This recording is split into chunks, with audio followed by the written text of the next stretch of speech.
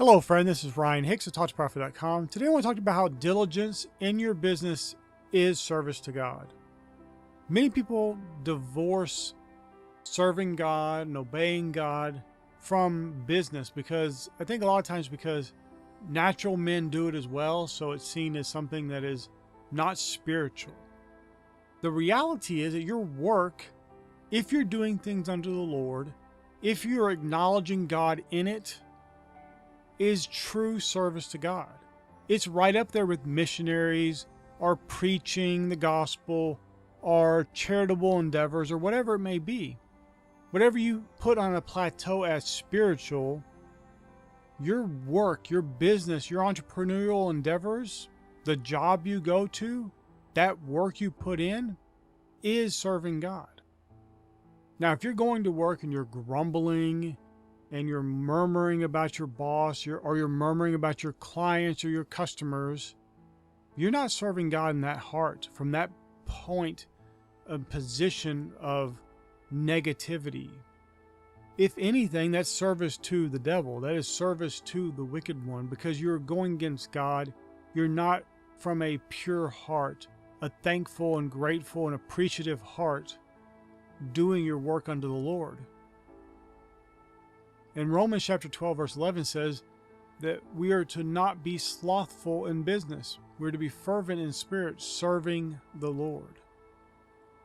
And if you can turn from the worldly approach to work, where it's a necessary evil, and it's something that, well, you know, we have to work every day, but it's seen as some drudgery, some toilsome task that you're being forced to do so you can earn your sustenance. But if you can instead look at it as service to God, as you and God in your business. Now, even if you go work somewhere for someone else, you have no ownership stake in the business or anything like that.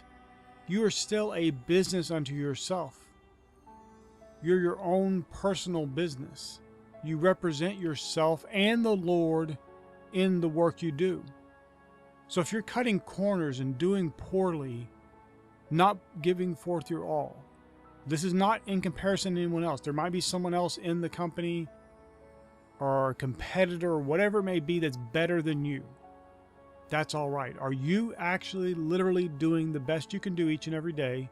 Are you putting in the work, or are you making a bunch of excuses? Are you discounting the need to even do your work well because it's not spiritual enough for you? Listen, the reality is that when someone is being apathetic about work, being lazy, truly reveling in their indolence, that's not a spiritual person. There's never been a spiritual person that was lazy like that. Now, there are people who have pseudo spirituality who love to do other things. They love to pray and meditate and do all these things, and work comes at a very dead last for them. And they'll talk about it in a spiritual way, as if they're somehow serving God more because they don't work. Or the work they do as little as possible, just enough to keep from getting fired. My friend, that's not good enough. That's not spiritual progress and momentum in life. When you truly grow in grace and you know God, you produce some of the best work that anyone's ever produced. You come up with creative ideas, witty inventions. You have unique value and purpose in this life. That translates into your actual physical work. That true, heartfelt, new man, new birth spirituality that flows from within produces good works. Not just spiritual works, but also good works in your business. That your business endeavors are prospered. They bless other people, and you do great work in them. You know, I was reading a study where they were talking about how people's attention spans are getting shorter and shorter, and that people just immediately tune out of something within 10 seconds. And this is an indication of the way things have been going. People aren't working as much as they used to. They're actually looking for ways to work less. as if that's a noble thing, a good thing. Now, of course, there are obviously people in businesses, working jobs that are not good for them, not good for anyone else, of course. But I'm not talking about that. If you're in that kind of job, get out of it and get into one that is productive and useful and providing real value to the world. But don't be one of those people that because you've chosen poorly, the job you're in, the business you have, or whatever it may be, is not good, so you just shun work altogether because you haven't found a good business to be in, because you haven't found a good place of employment. That's on you. And you'll never find those good things as long as you're demonizing the things you do have, the blessings you do have. You're not looking for the good. You're not focused on those things that are lovely and of good report. You're just looking for the negative, and you're speaking the negative, you're believing for the negative, and then you wonder why you're not getting the best out of life. Your work does not have to be miserable. It doesn't have to be suffering and drudgery and another terrible day after another terrible day. It can be good. It can be blessing if you recognize God in it, if you see Him as your partner, especially in business. And as I said, if you're working for somebody else, you're still a business unto yourself. But if you're an entrepreneur, you desperately need to be in tune with God and to see Him as your partner in business. Because if you don't, it's just you out there against a bunch of people who don't care about you. And then you'll get on their plane battling over the scraps. Meanwhile, God will just raise you up to the higher level. You don't have to battle those people being in competition for resources that don't need to be in competition over, because there is an abundance. But you'll never recognize that abundance as long as you're down there battling for scraps.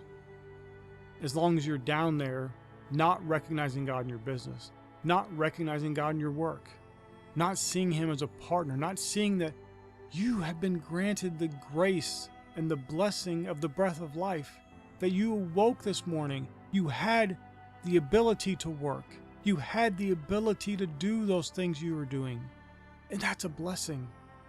They don't have to be perfect and the most exciting, fun, action-packed thing in the world for you.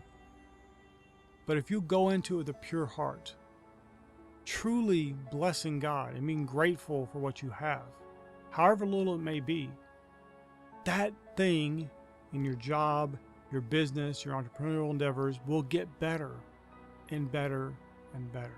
And each and every day you'll just find that things are more delightful. Things are more of a blessing, that you just see goodness only ever lying before you. And when you continue in that mindset, recognizing God, appreciative to Him, just truly grateful from a pure heart that you can live another day, that you can do more, that you can be more, that you can be diligent in your endeavors, my friend, you will be blessed. The abundance and blessing of God will continue to flow through your life if you approach life that way. So that's my encouragement to you today. Be diligent in your business.